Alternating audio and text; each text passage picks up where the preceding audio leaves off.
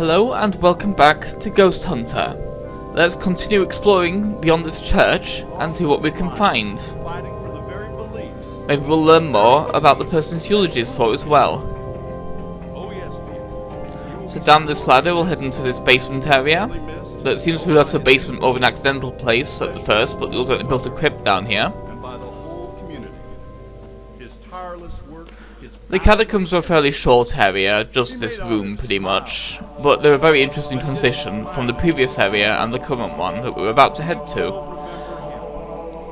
I quite like the unique music here as well, this kind of choral thing, along with this little ambush of two blue ghosts, which is kind of pathetic, but there we go. And I like the bass line for this music as well, it really works. It sounds really good overall.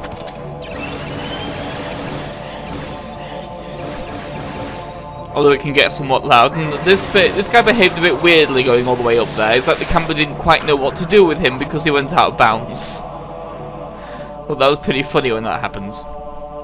So let's hop across this little, I hesitate to call it a platforming puzzle, but here we go.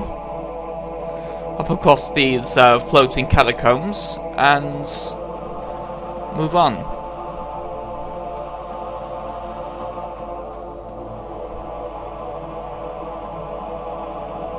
Unfortunately, that gate is sealed because of that rock slide, so we can't go through there. So let's head this way instead, through this little watery area. And we'll no longer find ourselves catacombs.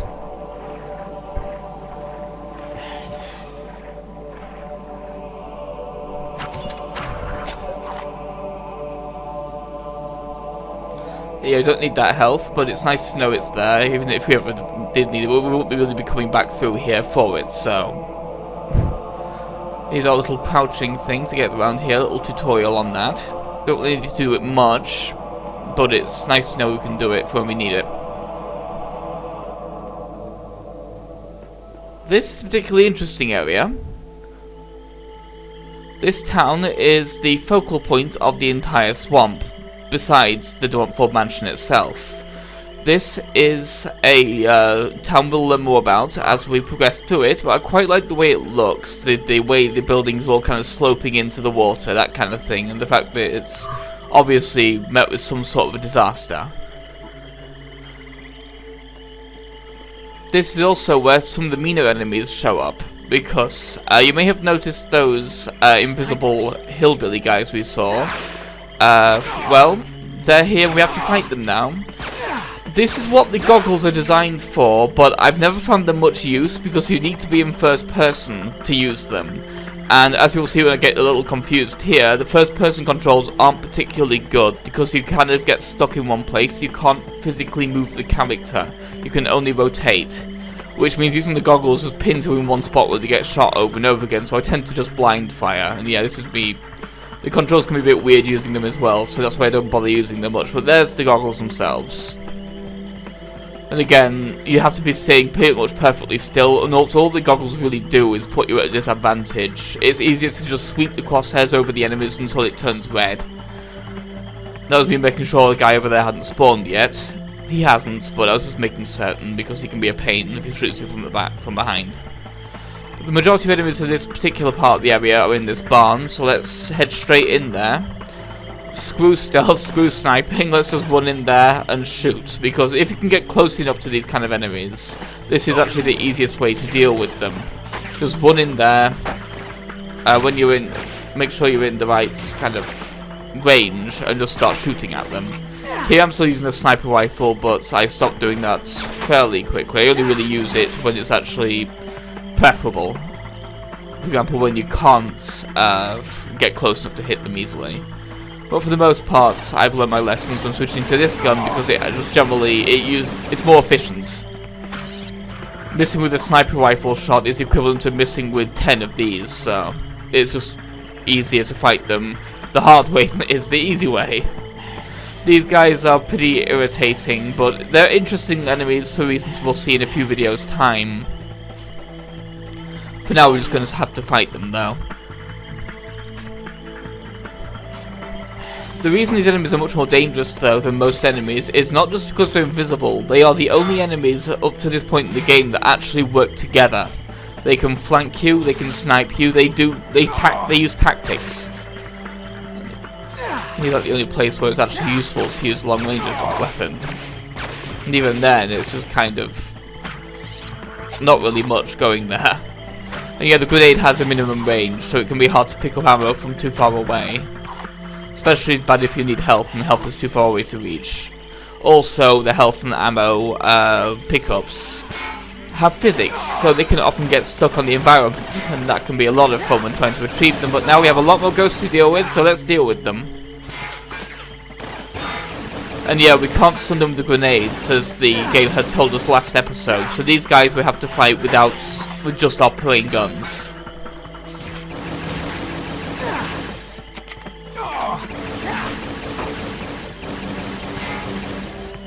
I quite like the music in Oakville. Again, in general, I like the music in general in this game, but Oakville has a nice kind of... The swamp itself has a nice rhythm to it that I like. And these guys at least drop plenty of ammo, even if they don't drop as much health as I would have liked them to. It seems kind of random what enemies will drop what, but it's always kind of tense when they don't drop something you really need. So let's just pick up what we really came in here for, some more shotgun ammo, because we will be needing it fairly shortly.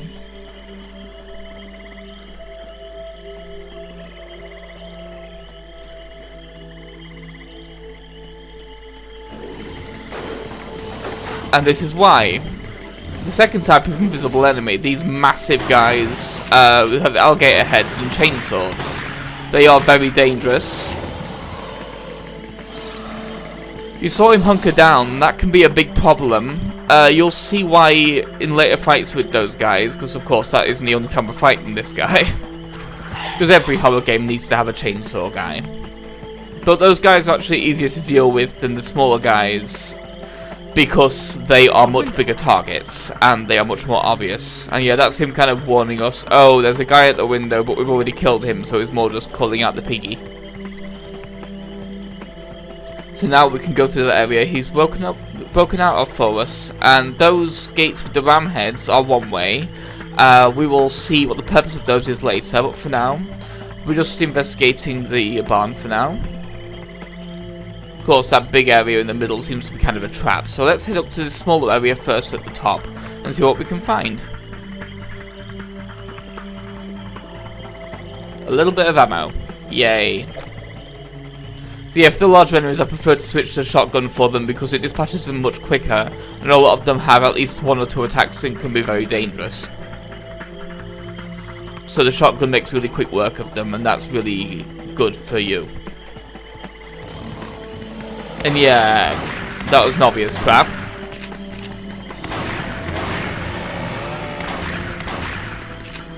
Kinda like this guy, so this is one of the reasons they're so dangerous. If that attack hits, it does a lot of damage.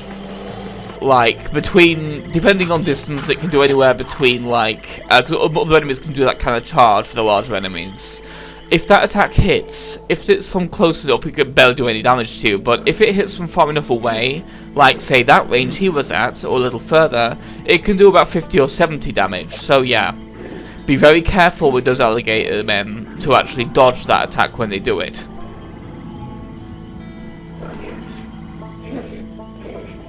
So let's clamber out this window. And we'll make use of that little piggy we saw, because, of course, it wouldn't be there for no reason, now would it? I quite like this house coming up too, because I like the look of the collapsed awning and everything. That it looks like there should be something on it. There isn't, but it looks like you should be able to climb on it, but there's just nothing to it. It's just a collapsed awning, which is an interesting visual thing. So let's see what we can do with this pig once we've headed in here. Well, might as well call it a howler, but that's what it's called. But it looks and sounds like a piggy, so... Bunch of shotgun ammo and some normal ammo. Ooh, and a note. And health. Awesome, this room's a great room, I like this room. Just deliberately scaring it out so it'll at least leave the room. But that was just me failing to pick up the note. Now this... first note is the first newspaper clipping of the Oakville Times. That was just me double checking the Professor's diary. The Oakville Times, however, has some interesting information within it. First of all, this town is called Oakville, and it's owned by the de Montfort family. There was a citizen of the town, David de Montfort, who was actually a very cool guy who everyone loved. He was the person who the funeral was for. You may have noticed it called the man David. He had a great reputation for always doing good works, but that came to his downfall, as we found out in his paper, wherein he tried to rescue a hillbilly child who was stuck in the middle of a swamp on an island, but when he swam out to try and save her, he got eaten by a large crocodile called Old Croc.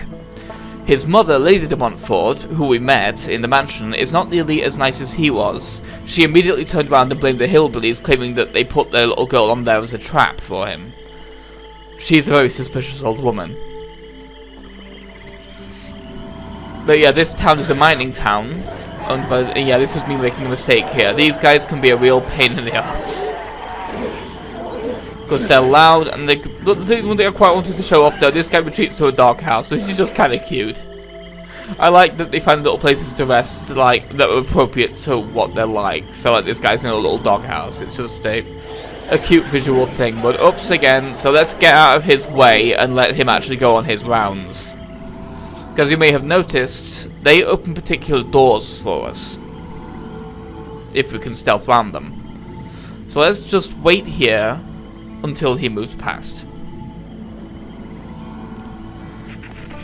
Yeah, these guys are probably my least favourite enemy. They're just a pain in the ass to deal with, but there we go. So be careful, get around this guy. Just follow him, and he will open this gate for us. As they tend to. And whoops! Again, I made another mistake. Yeah, we actually need to follow him quite far here. I made a large mistake in startling him then.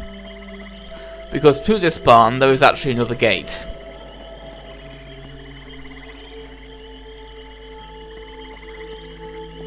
Luckily I don't screw up nearly as badly with these guys in the future. This is the only time this goes this badly, so this is me keeping this in just to show you how badly things can go with this enemy type.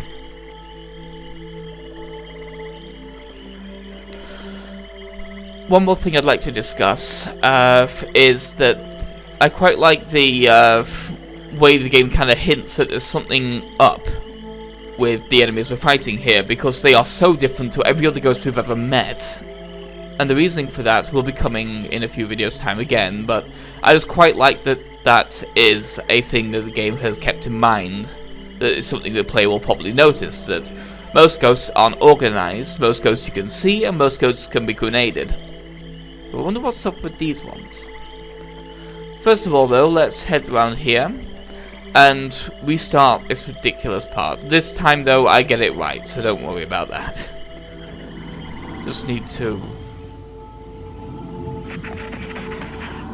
Careful. That was a close one. Nearly screwed that up immediately. That would have been annoying. I quite like this area because it's unique. It's a very nice kind of built, well, once was a built-up area that's visually interesting. It's got a lot of buildings. I quite like the way they kind of fall off and slope into the water at the edges of town. And oop, pop in there. There we go. Now he can continue his route properly.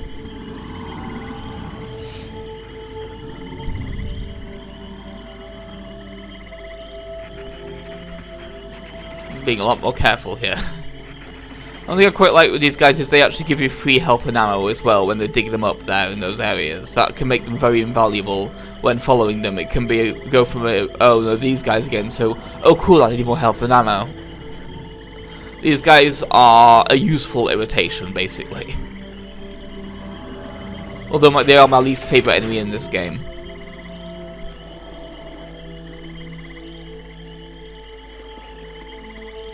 Okay, now he's on the corner, we can safely move on with there.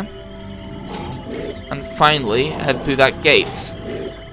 Because we don't actually need this one again. Our main problem is going to come right now as more of these guys spawn in. Also, you may have noticed they also have a very unique spawning and despawning animation where they go into that weird red haze and phew, out. A lot of the time they'll take cover in places like this, and they'll hide from you, and they'll take pot shots at you with their bullets. With ghost bullets! It's always fun when you can fight ghost bullets. Something kind of goofy about it that it just kind of works. Yeah, this kind of situation can be with the grenades really shine, because they can just be like, you don't have to get in the thick of it and get dangerous when grabbing ammo, you can just snag them towards you like this. If you get good enough at the game, which I am not, you can get very efficient with that kind of thing, theoretically.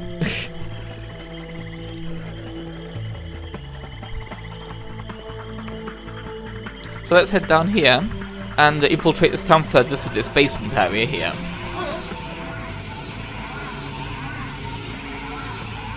You hear something?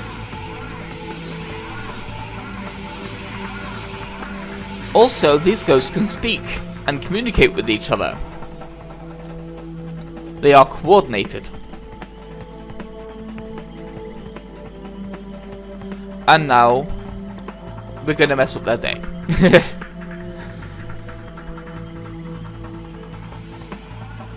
Yeah, this is a long kind of a set piece area, but it's a really cool set piece. I always like this kind of destroyed town kind of an aesthetic. It's gives a good sense of progression, because there's often like something we're working towards with this kind of thing, and this is no exception.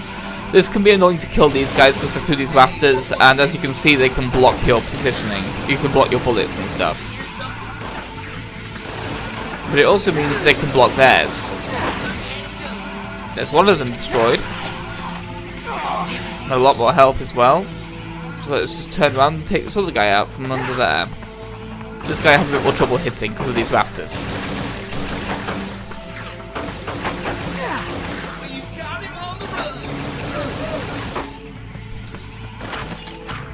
Are you sure? No, yeah, these guys are really dynamic and fun to fight. They're an interesting change of pace from the likes of the Blue Spooks and Revenants. They make this area, this whole level, a real delight to play through because they actually require you to play fairly well. I mean, at this point there's not that many of them. There tends to be one thing I quite like that this game does, is it doesn't pull a Resident Evil 4 and throw dozens of enemies at you, because I find that really overwhelming and annoying to play with that kind of nonsense. I prefer having a manageable amount of enemies, because it's still there's still quite a lot of them at times, but it feels more manageable, and it also it gives you somewhere to progress from. It's not just, oh, I'm fighting 12 enemies in this town, now I'm fighting another 12 enemies, but slightly harder ones. Now it's, okay, I've fought 4 snipers, oh god, now there's 6. You know, there's more of an actual progression going on there that I appreciate. Okay, this guy's a cheeky bastard, so let's take care of him now. Because as you can see, while these guys are invisible, they're not that invisible. In certain lighting they can be really hard to see, like in that barn, but when they're in broad daylight there's a very obvious haze to them that makes them really stick out like a sore thumb. So the binoculars are really irrelevant in this game. There may be moments later on in the game that I've completely forgotten about that the binoculars actually come in handy for, but for the most part, in this level where they're introduced, they're just not particularly useful to actually use. Again, more shotgun ammo, which is always nice.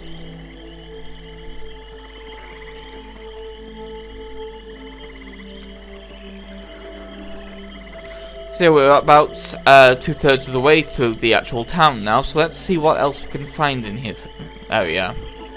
For example, after going through this flooded barn.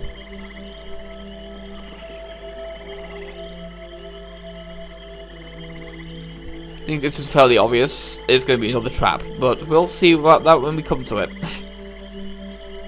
Let's get down this ladder and see what happens in the water below.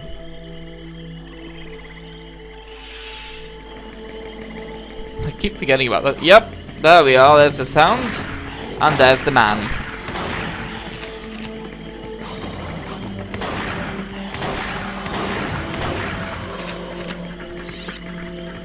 I quite like the designs of the enemies as well. They're very fun designs. Like, I like that the hillbillies, you can tell, have different looks to them. Like, some of them have hats, that kind of thing.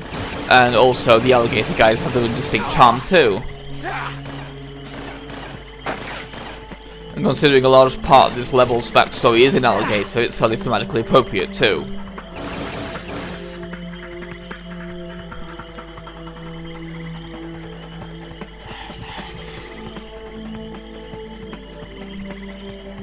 This area can be a little annoying because these enemies can be in particularly weird places. Yeah, we'll head to this window first of all at the back of that, at the front of the house, because there's a guy there I want to take out. A couple of them actually. I also quite like the noises these guys make as well. That weird kind of a whooshing noise as they appear and disappear, and like as they wander around and stuff like that. They have a cool sound to them. Yeah, this door is just a texture, so let's take care of this guy and then move on to the back of the house, where you saw that was that massive hole.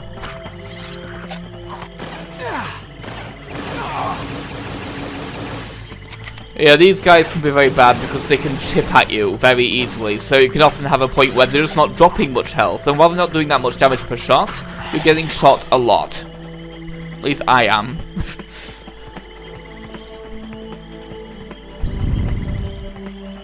You may have noticed there is actually a fairly large building in the background that we are working our way been working our way towards throughout this level, as you can see on the left there.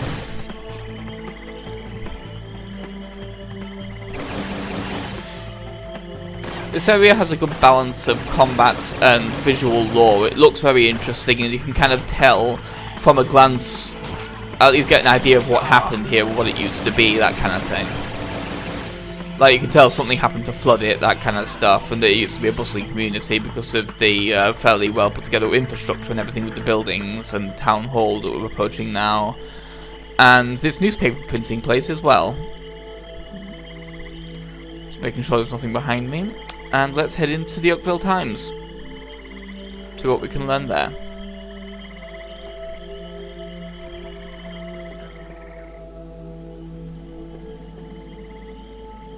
Making sure there's nothing behind here, but no, just stacks of newspapers that aren't the collectible ones, so screw them.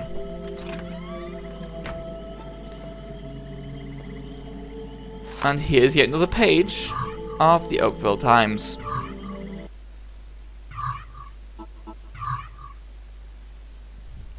In this one, we find that the girl, Jessie Planter, is missing. I believe that's the hillbilly girl, but I'm not entirely certain. The game may prove me wrong in future, but I think that's who that is. I think she may have gone missing after Daniel's death, but either way, because of the death of David de Montfort, the mine has been slowly degrading over time and profitability. It's not, the morale's died pretty much. People aren't mining as well as they used to be, and there's not as much of the material they're mining there that's being found. So the town is basically dying a slow, painful death, and so the mine is going to close. This phone's pretty much just there to be decoration, but I quite like the look of the town hall. And here is the third and final page of the newspaper that we'll be collecting. Yeah, here we find that Oakville has not only been dying, it's now dead. The city council nearby in Louisiana, pretty much, the Louisiana council built a dam nearby for some purpose. It was never really explained what the purpose was, but that caused the area around the town to completely flood. The people living in the town, however, were shown mercy. They were relocated to other places. So they didn't just kill everyone and move on. I quite like the way moving this through this town hall feels, because it's very off-kilter. And here's a very interesting bell. Let's start a town meeting. The decision has been made. Whatever you may think, Oakville is regarded as a ghost town. Let's face it is a ghost town these days. Wake up to reality. Whole families have left. Businesses have closed down. The time has come to admit defeat. My friends, a town without children is a town without a future. Sad as it is, Oakville can linger as a memorial for the dear people we have lost.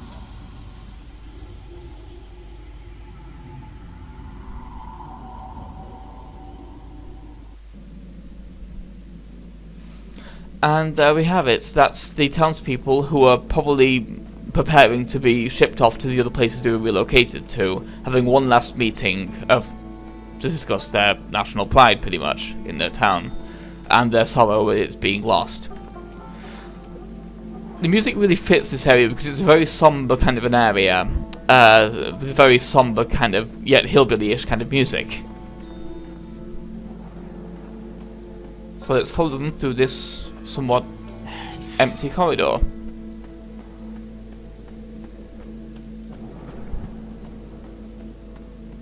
Yeah, the death of Daniel de Montfort did not go unnoticed. He was such a pillar of the community that he was pretty much a literal pillar. When he fell, so did the rest of the community pretty much around him.